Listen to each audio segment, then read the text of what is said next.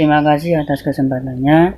Di sini saya Firdaus Waliyur Rahman dengan NIM 2018 1101025.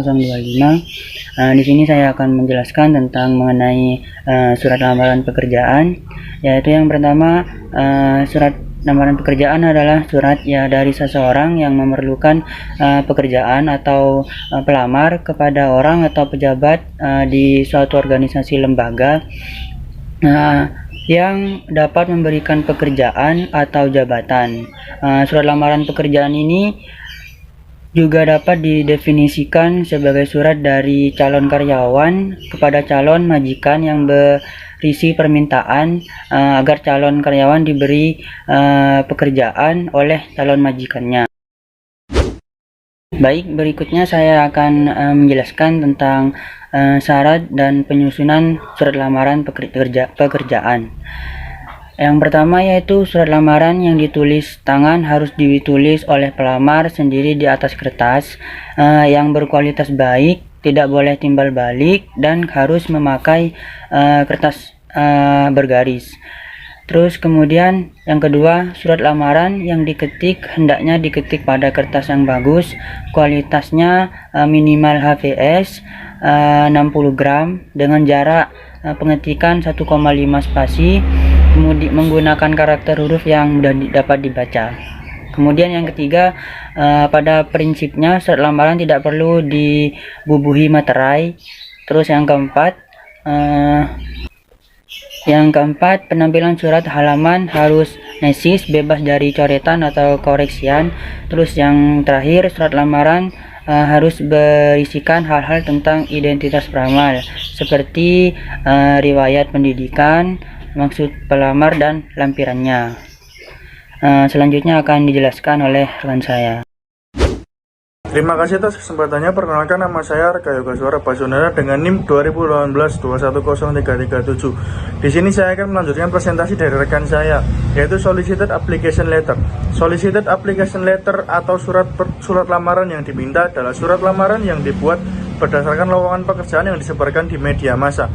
Iklan lowongan kerja umumnya mencantumkan dengan jelas pihak yang membutuhkan tenaga kerja, pekerjaan, dan jabatan yang tersedia, dan kualifikasi pelamar. Solicited letter juga surat lamaran yang dibuat karena suatu perusahaan membutuhkan karyawan dengan memasang iklan atau disarankan oleh tetangga, oleh teman, oleh saudara untuk mengajukan surat lamaran kepada perusahaan atau membaca di dalam publikasi perdagangan bahwa sebuah perusahaan sedang berkembang. Dan yang kedua, unsolicited application letter atau surat lamaran yang tidak diminta. Nah, unsolicited application letter ini adalah surat lamaran yang dibuat atas inisiatif pelamar atau inisiatif kita, atau tanpa adanya informasi lowongan pekerjaan dari suatu perusahaan, dan dikirim ke suatu perusahaan di mana ingin mengajukan lamaran walaupun perusahaan tersebut tidak memasang iklan. Nah, di sini unsolicited application letter ini kita berinisiatif sendiri untuk mengirim surat lamaran tersebut, siapa tahu kualifikasi kita terpilih oleh perusahaan tersebut. Baik, yang selanjutnya ada pendekatan yang digunakan dalam penulisan surat lamaran kerja, yaitu yang pertama attention. Attention prinsip pertama dalam penulisan surat lamaran kerja. Attention yaitu perhatian. Pelamar harus dapat meyakinkan pihak organisasi atau lembaga pekerja bahwa pelamar kerja memiliki sesuatu yang bermanfaat atau dapat menumbuhkan rasa tertarik pada pembaca. Terima kasih. Selanjutnya akan dilanjutkan oleh rekan saya. Atas kesempatannya, perkenalkan, nama saya Diki Margo Istianto dengan NIM 520. Baik, di sini saya akan melanjutkan presentasi dari rekan saya mengenai tentang pendekatan yang digunakan dalam penulisan surat lamaran kerja. Yang selanjutnya adalah desire. Prinsip ketiga dalam penulisan surat lamaran ketika kerja adalah desire atau hasrat, yang artinya adalah pelamar kerja harus menumbuhkan hasrat pembaca untuk mengetahui lebih jauh apa yang sudah dituliskan dalam surat tersebut. Pelamar kerja juga dapat meyakinkan pembaca melalui bukti-bukti pendukung yang relevan dengan posisi yang dikehendaki. Selanjutnya adalah action. Action adalah prinsip keempat dalam penulisan surat lamaran kerja, atau yang artinya adalah tindakan. Artinya, pelamar kerja harus dapat memberikan saran kepada pembaca untuk mengambil suatu tindakan tertentu berkaitan dengan harapan atau keinginan dalam menulis surat tersebut. Salah satu tindakan yang dapat dilakukan oleh pembaca adalah memberi kesempatan untuk melakukan wawancara kerja interview. Terima kasih. Selanjutnya akan dijelaskan oleh rekan saya. Terima kasih atas kesempatannya. Nama saya Adelia Nur Safitri dengan NIM 2018-210-632. Di sini saya akan melanjutkan presentasi dari rekan saya, yaitu saya akan menjelaskan tentang pengorganisasian surat lamaran kerja. Penulisan surat lamaran kerja yang baik perlu memperhatikan kaidah-kaidah baku dalam penulisan surat lamaran kerja. Artinya, seorang pelamar kerja harus memahami dan mempersiapkan dengan sebaik-baiknya apa saja yang perlu dituliskan dalam surat lamaran kerja serta bagaimana pengorganisasian tulisannya.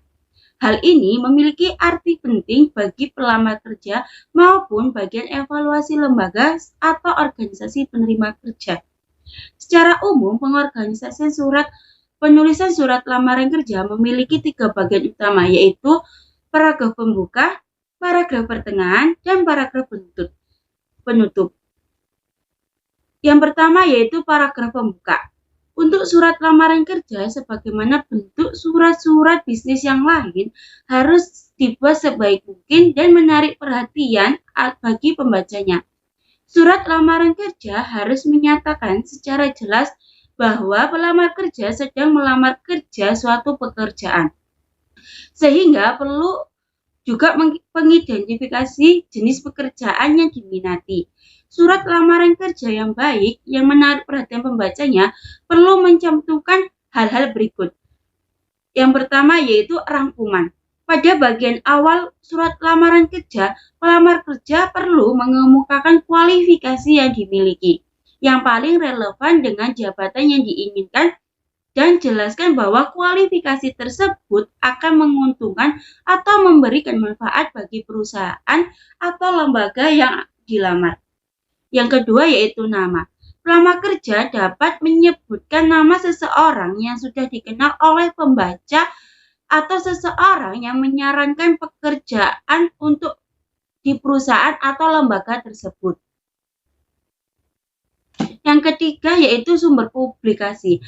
Untuk menyebutkan nama dari pelamar kerja dari mana mendapatkan informasi tentang adanya kerja di perusahaan tersebut. Sumber informasi ini antara lain seperti surat kabar, majalah, radio, internet, atau iklan, dan lain-lain. Dalam surat lamaran dijelaskan secara singkat bahwa pelamar kerja memenuhi persyaratan yang dikehendaki oleh suatu perusahaan. Yang keempat yaitu pertanyaan. Menggunakan kalimat tanya pada awal paragraf untuk menarik perhatian pembaca yang menunjukkan bahwa pelamar kerja mengetahui problem, kebutuhan, dan struktur organisasi serta mempunyai keinginan untuk membantu memecahkan masalah tersebut. Jadi hal itu akan memberikan manfaat bagi pembaca. Yang kelima yaitu cuplikan berita. Untuk pelamar kerja harus dapat mengambil cuplikan berita di surat kabar atau majalah yang menyebutkan suatu perusahaan itu sedang merencanakan membuka kantor cabang atau memperkenalkan produk baru atau memperkenalkan lembaga tenaga operator dan sebagainya. Untuk yang kedua yaitu paragraf pertengahan. Setelah menarik perhatian pembaca pada awal paragraf atau paragraf pembuka, pelamar kerja perlu menyajikan kualifikasi yang dimilikinya untuk mengisi suatu pekerjaan yang diinginkannya atau yang diminati. Dalam paragraf pertengahan, ini pelamar kerja perlu mendiskusikan kualifikasi yang dimilikinya dari sudut pandang pembaca yang mencakup yang pertama yaitu pendidikan. Kebanyakan para lulusan suatu perguruan tinggi mempertimbangkan pendidikan sebagai kualifikasi yang paling penting. Jika demikian, mereka harus menempatkan pendidikan pada bagian yang pertama, baik pada surat lamaran kerja maupun pada resume. Pada bagian pendidikan ini, pelamar kerja akan dapat yang pertama yaitu menunjukkan bahwa ia mempunyai latar belakang dalam dunia bisnis yang cukup luas dan bidang tertentu secara mendalam. Yang kedua yaitu menunjukkan bagaimana pendidikannya relevan dengan jenis dan pekerjaan yang dilamar atau yang akan dipilih pekerjaannya nanti. Yang ketiga yaitu menjelaskan bagaimana dan mengapa ia menambahkan bidang studi pilihan penting di luar bidang studi ini. Untuk yang kedua yaitu pengalaman kerja. Berbagai jenis pekerjaan yang pernah dilakukan terutama yang berhubungan dengan pekerjaan yang dilamar dapat digunakan untuk membantu memperkuat kualifikasi yang dimilikinya. Dalam hal ini, pelamar kerja perlu menyatakan secara jelas berbagai fungsi atau kegiatan yang dilakukan. Atas dasar itu, pelamar kerja akan dapat menunjukkan kepercayaan kepada pembaca bahwa pengalaman kerja memperoleh suatu pengalaman yang dapat membantu mempercepat penyelesaian tugas atau pekerjaan baru. Yang kedua, atau selanjutnya pelamar kerja akan melakukan adaptasi dan mencoba bekerja sama dengan lingkungannya atau beradaptasi dengan lingkungan barunya. Selanjutnya, pelamar kerja dapat memikul tanggung jawab suatu pekerjaan dengan lebih baik. Selanjutnya, pelamar kerja adalah orang yang mampu bekerja keras dan mampu bertanggung jawab dalam setiap pekerjaannya. Yang ketiga, sikap, minat, aktivitas, dan selain kualitas. Selain latar belakang pendidikan dan pengalaman kerja, dan menambahkan berbagai informasi tambahan yang dapat mendukung pekerjaan yang dilamar, pelamar kerja juga dapat menjelaskan tentang kemampuannya dalam melakukan kerjasama dengan orang. Yang ketiga yaitu paragraf penutup. Paragraf penutup ini biasanya berisi tentang harapan tindakan dari suatu perusahaan. Jadi, paragraf terakhir ini dari surat lamaran kerja itu terdapat pada surat-surat penjualan pelamar kerja dengan jelas keinginannya untuk melakukan wawancara sesuai dengan waktu yang telah disediakan oleh organisasi perusahaan atau lembaga yang akan dilamar. Sekian presentasi dari saya, selanjutnya akan dijelaskan oleh rekan saya. Terima kasih. Assalamualaikum warahmatullahi wabarakatuh. Sebelumnya terima kasih atas kesempatannya. Baiklah, di sini saya akan menjelaskan atau melanjutkan presentasi dari rekan saya, yaitu saya akan menjelaskan tips untuk pelamar kerja. Ada suatu hal yang tidak boleh untuk dilupakan sebagai seorang pelamar kerja, yaitu adalah bahwa pelamar kerja sebenarnya menjual potensi diri mereka kepada perusahaan secara tertulis, baik mencakup kepribadian, kualitatif, pelatihan yang pernah diikuti. Dan oleh karena itu, surat lamaran kerja dapat juga dikaitkan sebagai surat penjualan. Sebagai surat penjualan, paling tidak surat tersebut harus mudah dipahami, ringkas, dan tepat sesuai dengan pekerjaan, dan yang lebih penting adalah rapi dalam penampilan. Dan adapun tips-tips dari kita melamar kerja, yaitu yang pertama yang perlu diperhatikan adalah pelamar kerja harus mempunyai kualifikasi atau pengalaman kerja untuk posisi pekerjaan yang dikehendaki. Maksudnya di sini adalah seorang pelamar ataupun kita ingin melamar kerja di suatu perusahaan ataupun organisasi, setidaknya kita harus mempunyai pengalaman kerja yang bidang sesuai bidang kita. Dan selanjutnya ada bangkitkan minat terhadap kualifikasi yang dimiliki. Tunjukkan hal-hal yang positif, yaitu tunjukkan hal-hal yang baik kepada perusahaan yang kita ingin lamar tersebut. Dan selanjutnya usahakan surat lamaran kerja rapi dan bersih dan menarik. Tentu saja surat lamaran yang kita buat haruslah rapi, bersih, dan menarik. Yang selanjutnya itu tulislah surat dari sudut pandang pembaca, bukan dari sudut pandang penulis. Maksudnya di sini adalah hendaklah kita menulis surat tersebut yang seharusnya dipahami oleh pembaca, bukan penulis saja.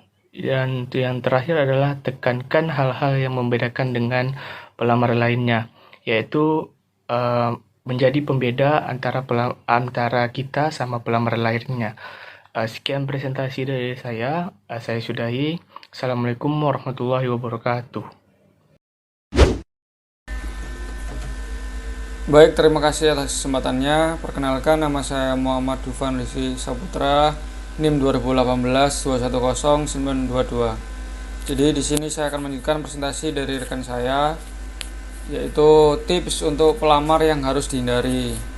Jadi di sini ada 7 poin yang harus kita ketahui, yaitu yang pertama, melamar di luar kemampuan Anda. Jadi semisal nih ada sebuah lowongan pekerjaan, tapi ini tuh di bidang kuliner atau restoran memasak, sedangkan kita itu tidak mempunyai basic memasak. Jadi alangkah baiknya kita tidak melamar di sebuah pekerjaan tersebut. Terus yang selanjutnya, mengirimkan lamaran yang fotokopi. Jadi di poin ini itu jangan mengirim laporan jangan mengirimkan lamaran yang fotokopian, jadi harus yang asli gitu. Terus selanjutnya, menerima pekerjaan apa saja. Jadi jangan sampai kita itu sampai bilang atau menerima pekerjaan apa saja. Jadi kita harus menyesuaikan di bidang apa yang kita kuasai, dan kita harus mencari lowongan pekerjaan sesuai apa yang kita bisa atau visi kita gitu. Terus selanjutnya, kata-kata bombastis. Selanjutnya, meminta belas kasihan. Nah, meminta belas kasihan ini juga sangat penting. Jadi kita itu jangan sampai meminta belas kasihan terhadap atasan atau manajer yang akan kita temui gitu. Itu sangat-sangat poin penting sih. Jadi hindarilah kalau meminta belas kasihan ini. Selanjutnya, mempermasalahkan gaji. Nah, kalau yang ini kita itu usahakan jangan selalu mikir gaji tersebut. Jadi kalau secara individu kita tidak apa-apa mempermasalahkan gaji, tapi jangan langsung to the point ngomong ke manajer atau yang bersangkutan. Jadi kita nih belum kerja, kita belum masuk di sebuah perusahaan tersebut, tapi kita udah menanyakan gajinya ini berapa, gini berapa. Terus misal ada liburnya itu hari apa aja gitu, jangan. Jadi lebih baik kita pendem aja sendiri. Lebih baik kita fokus bagaimana caranya kita masuk di sebuah pekerjaan tersebut, di perusahaan tersebut. Ya intinya banyak-banyak doa aja. Terus yang selanjutnya, memberi komentar langsung tentang karakter. Jadi jangan memberi komentar langsung kepada manajer atau di surat lampiran pekerjaan itu. Jadi tentang karakter kita itu ya seperlunya saja gitu. Jadi jangan sampai melebihkan karakter kita itu seperti apa, gini itu jangan, itu tidak baik. Terus yang selanjutnya, contoh surat lamaran kerja. Jadi nanti di bawah sini ada 2 contoh surat lamaran kerja. Yang pertama sumber surat kabar, yang kedua ini sumber nama seseorang. Jadi nanti bisa kalian lihat di bawah sini, itu sumber surat kabar itu jadi berita atau informasi lamaran kerja atau lowongan pekerjaan itu kita itu dapat informasinya dari surat kabar. Jadi contohnya itu ada dari Jawa Pos atau dari Kompas. Nah seperti itu. Kalau yang selanjutnya ini, kalau yang satunya ini contoh surat lamaran kerja sumber nama seseorang. Jadi semisal nih kita punya teman kita itu bekerja di sebuah perusahaan si A. Kalau terus kita punya saudara nih di perusahaan si B. Nah kita itu dari punya informasi lowongan pekerjaan dari teman-teman kita atau saudara kita waktu kita cerita. Nah dari situ kita mendapat informasi adanya lowongan pekerjaan, dan kita membuat lampiran lamaran kerja itu tersebut. Jadi seperti itu kurang lebihnya dari saya. Mohon maaf. Wassalamualaikum warahmatullahi wabarakatuh.